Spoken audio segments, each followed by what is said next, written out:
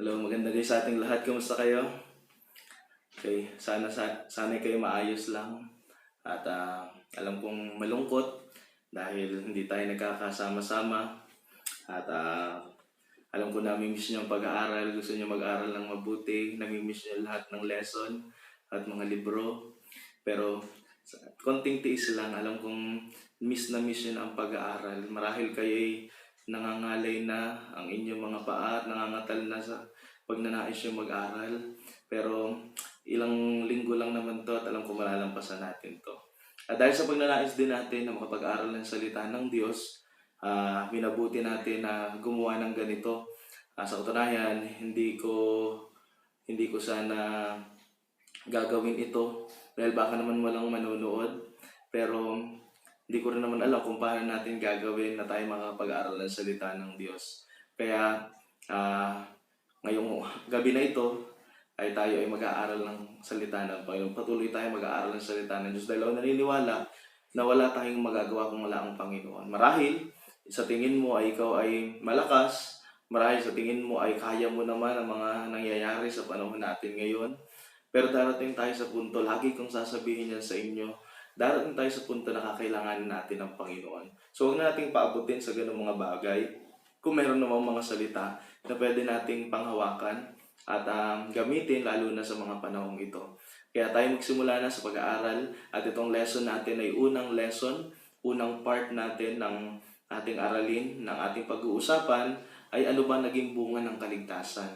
Alam niyo itong lesson na ito ilang beses nating inaral. Marahil hindi niyo natandaan o nakalimutan niyo na ang mga araling ito. Pero sa tingin ko ay itong lesson na ito ang marapat nating aralin ngayon. Dahil mas maunawaan niyo ang mensaheng ito o ang bunga na ito, ang mga pagpapalang ito, lalo na sa mga panahong ito. Kaya simulan natin sa isang panalangin ng ating pag-aaral. Tayo manalangin, Panginoon. Maraming salamat po sa gabing ito na ibinigay niyo po sa amin para pahin kayo mag-aral ng salita. Pangunahan niyo po kami. Na Panginoon, buksan niyo po ang aming pong puso. Kung kayo, Panginoon, ngayon ay nakikinig at kayo, Panginoon, nakasubaybay para po Panginoon sa araling ito. Nawa, Panginoon, ilagay niyo po ang aming puso sa araling ito at makita po namin ang pagpapala, Panginoon, at ang bunga, Panginoon, ng kaligtasan na ibinigay niyo po sa amin. Ito ang aming dalangin sa tayong pangalan, Panginoong Jesus. Amen.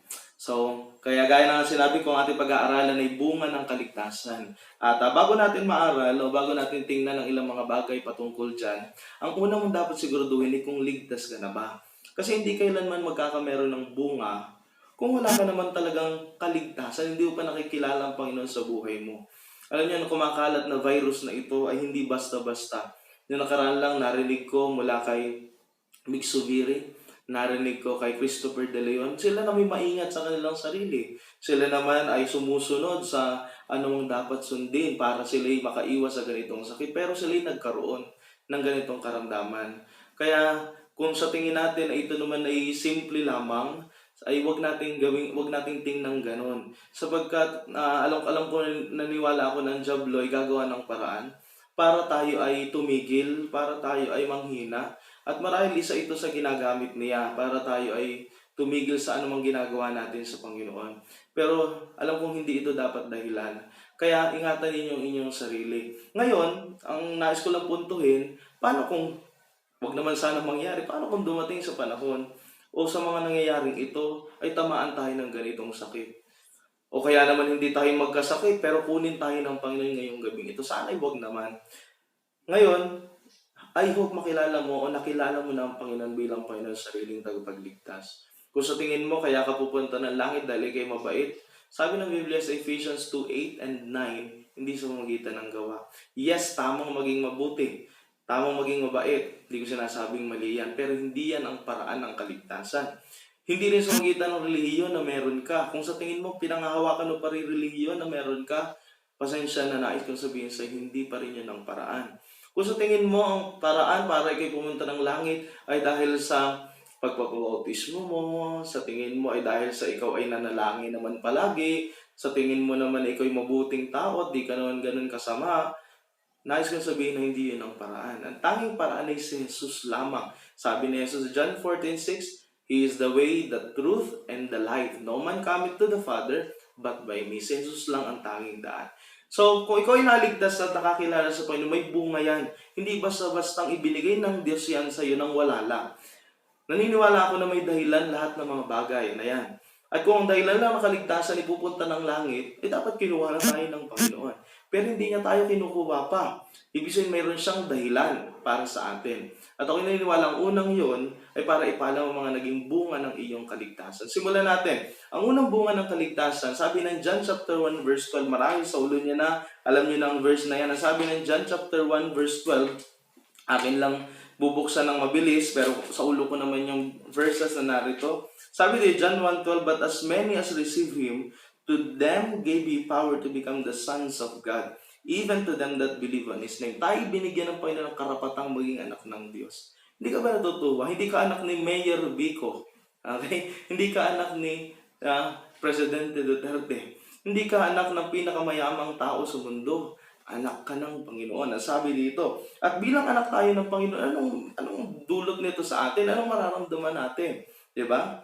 Marami kanina, salamat sa mga nag-send ng kanilang mga reflections at ng kanilang mga evaluation. Salamat sa Panginoon. At doon sa hindi pa nagsasend, pwede kayong mag-send. Swali kayo dito. Makakatulong ito sa inyo kahit kayo nasa tahanan. Kaya ayon doon sa mga nabasa ko, marami akong nabasa na nagpapasalamat siya na nalaman niya na siya anak ng Diyos. At dahil sa alam na ito, kaalamang ito na siya naging anak ng Diyos, nagkakaroon siya ng peace sa kanyang puso na ba't ako matatakot? Anak ko ng Panginoon, di ako pababayaan ng Panginoon. At dapat iyan ang nasa puso natin ngayon. Dahil tayo anak ng Diyos, hindi niya tayo pababayaan. Sabi nga ng Biblia, iba, kung yun nga mga ibon sa iyong papawid, kung yun nga mga liryo, yung mga daisy, di ba? Dinadamitan niya, yung mga hayop pinapakaan niya, sino kaya tayo? Sabi dito sa Matthew chapter, basahin natin, Matthew chapter 6 verse 25. Tingnan sabi dito ng Bible, verse 25. Matthew chapter 6 verse 25. Ang sabi dito ng Bible, therefore I say unto you, take no thought for your life. Huwag mong alalahanin ang iyong buhay, what ye shall eat or what ye shall drink, nor yet for your body. Huwag mong alalahanin yan. What ye shall put on, it is not life more than meat, and the body than raiment. Behold the fowls of the air, for they sow not, hindi sila nagtatanim, neither do they reap, nor gathered into barns, yet your heavenly Father feedeth them. Are ye not much better than they? Diba? Napaka-palad natin na tayo anak ng Diyos. Kaya nais kong sabihin sa iyo, anak ka ng Panginoon. Pangalawa, hindi lamang tayo binigyan ng Panginoon ng karapatang maging anak ng Diyos. Pangalawa, pinatawad niya tayo sa ating mga kasalanan. Alam ba na naligtas ka? Pinatawad ka sa lahat ng iyong kasalanan. Hindi sa 10, hindi sa 100, hindi sa 1,000,000 kasalanan. Lahat ng ating kasalanan. 1 John 1:9, if we confess our sins, He is faithful and just to forgive us our sins and to cleanse us from all unrighteousness. Pinatawad ka. Kaya kung sa tingin mo, napakasama akong tao, hindi ako deserving. Totoo naman, wala naman talagang deserve. Kahit ako hindi ko deserve. Lahat tayo hindi deserving sa biyaya ng Panginoon at sa mga bagay na ito. Pero kaya nga siya tinawag na biyaya. Pag sinabing biyaya, unmerited favor, hindi ka karapat-dapat. Pero binigay ng Panginoon sa iyo. Yan ang biyaya ng Diyos. Hindi tayo karapat-dapat, pero binigay niya sa atin. Kaya nais ko sabihin sa iyo, kung sa tingin mo ikaw ay nakakulong pa sa mga bagay na nagbibigay sa iyo ng bigat dahil sa kasalanan, nais ko sabihin sa iyo, pinatawad ka na ng Panginoon. Bunga yan ang kaligtasan na binigay ng Panginoon. So hindi lang yung ngayon, kundi yung dati mo pang kasalanan, pinatawad, nakalimutan mo na yung nakaraan. Tapos na yun. Sa tuwing babalikan, kaya nga sabi ni Apostol Pablo in Philippians chapter 3, kaya sabi ni Paul sa Philippians chapter 3,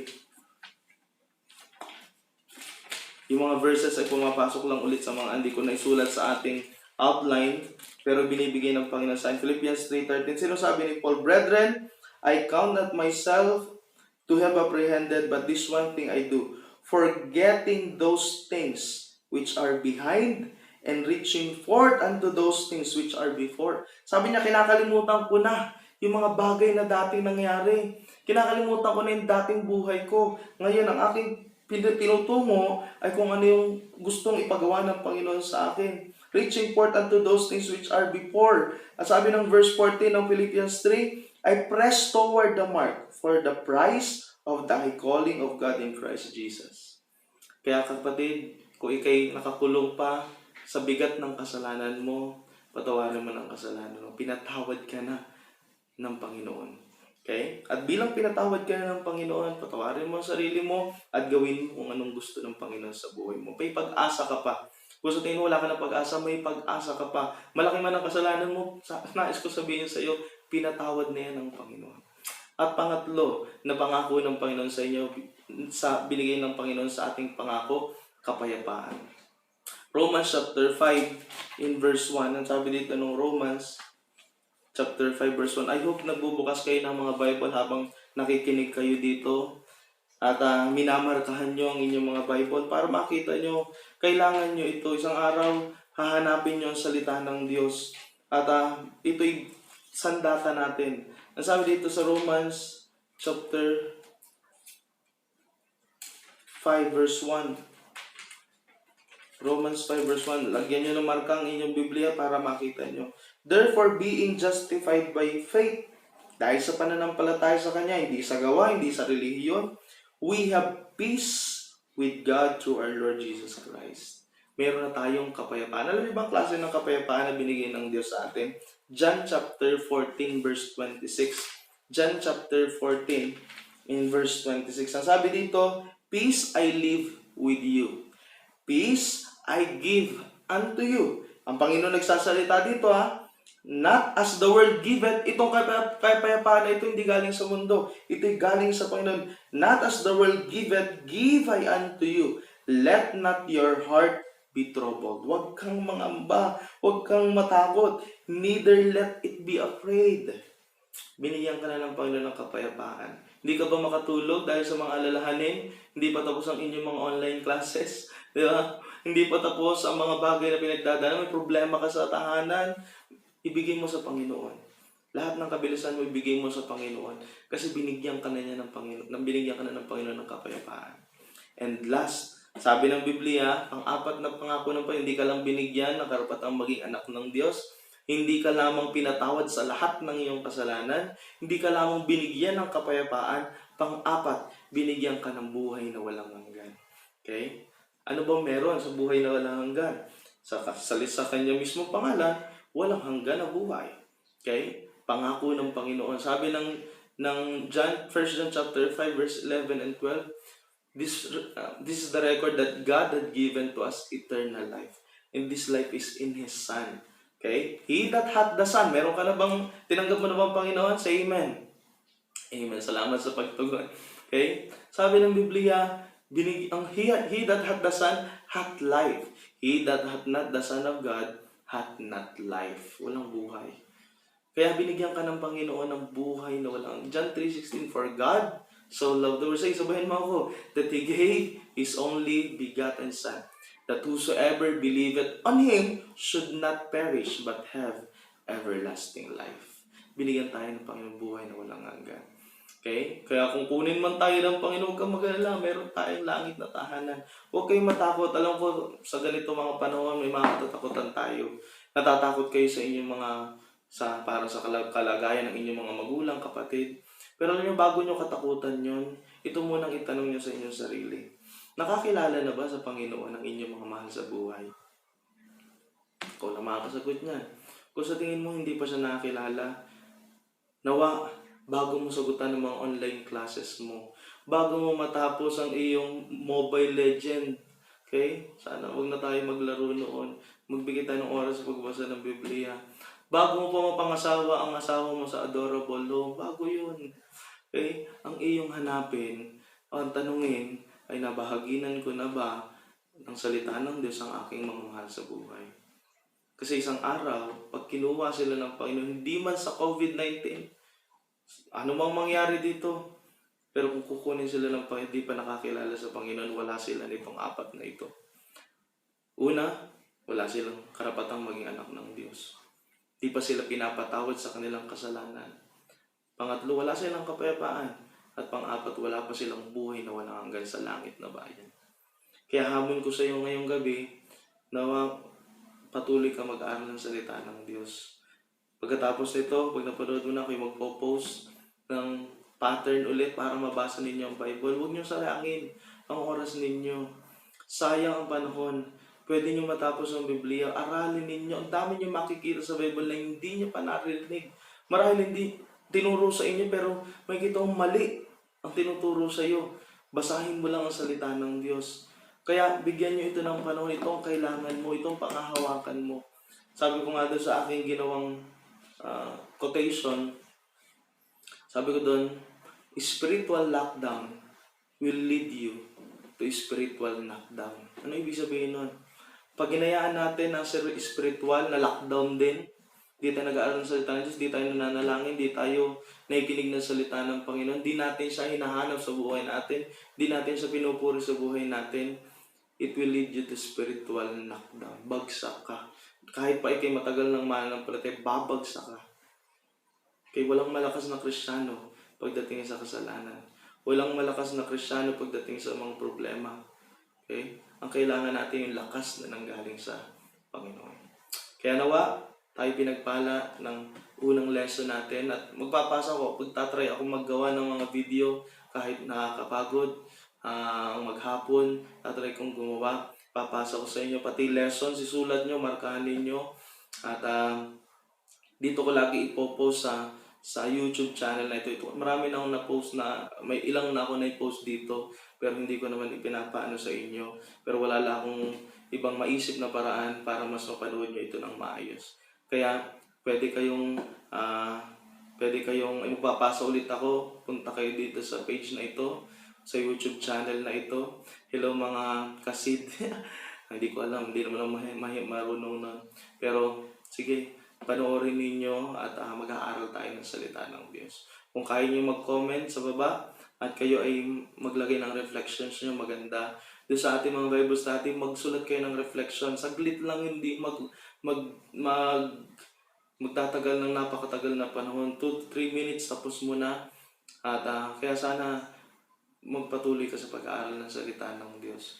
At nawa, basahin mo ang Biblia. Kung babasahin mo lang ang Bible 1 oras, tapos mo na sa 1 buwan. Pagbabasa ng Biblia, 1 oras sa 1 araw. Okay? So, inamin ko kayo magbasa tayo ng Biblia.